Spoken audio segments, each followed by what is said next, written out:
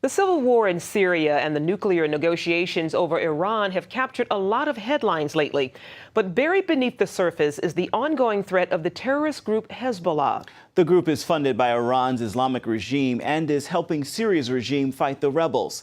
Hezbollah is also active around the globe. CBN's George Thomas recently took a deeper look at the threat with author Matthew Levitt. Matthew Levitt with the Washington Institute for Near East Policy. He is an expert in the inner workings of the terror group Hezbollah. And in fact, he has a new book out. It's called Hezbollah, the Global Footprint of Lebanon's Party of God. Dr. Levitt, great to have you on the broadcast. First thing, Israel recently launched an attack against Syria in the port city of Latakia. The argument was that there were Russian-made missiles heading to Hezbollah. How significant was this? First, George, thanks for having me. It's a pleasure to be here. It was significant in the sense that the Israelis have said they have a red line in terms of Hezbollah getting qualitative weapons, not just chemical weapons, but shoulder-fired missiles or other missiles that could pose significant risks to their citizens. And this is now the third time, at least publicly, that we know the Israelis have followed through on this threat. Hezbollah is actively involved today in Syria. Hezbollah is the most important fighting force on behalf of the regime today in Syria. Period. They are all in. And even today's Washington Post is reporting that it's only because of Hezbollah and Iraqi Shia militants and some Iranians that the regime is able to make some of the advances that they've made in the past few days in the north. Hezbollah is taking losses as one significant losses, is my understanding. Significant, but probably in the hundreds, maybe low thousands, not enough to really mitigate their military capabilities, which we believe is about 4,000 to 5,000 people on the ground at a time. Can they continue providing forces for the Assad regime? At this rate of loss, yes. That's not a problem for them. Their big concern is that if Assad doesn't win, if they're not able to do what they're trying to do there, then they lose the land bridge from Iran for resupply of these weapons. And that's why it's so important for Hezbollah to keep trying, and that's why this is a red line for the Israelis.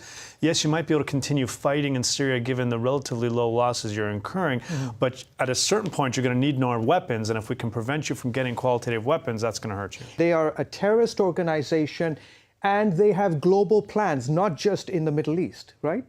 Well, this is a complicated group. It would be easy if it was just a political party in Lebanon, which it is, but it's also a social welfare provider in Lebanon and a standing militia in Lebanon, but it's also an international terrorist group and an organized criminal enterprise, and they're involved in arms procurement around the world. The purpose of my book, which focuses on Hezbollah outside of Lebanon, is not to say that Hezbollah isn't all those other things in Lebanon. Obviously it is.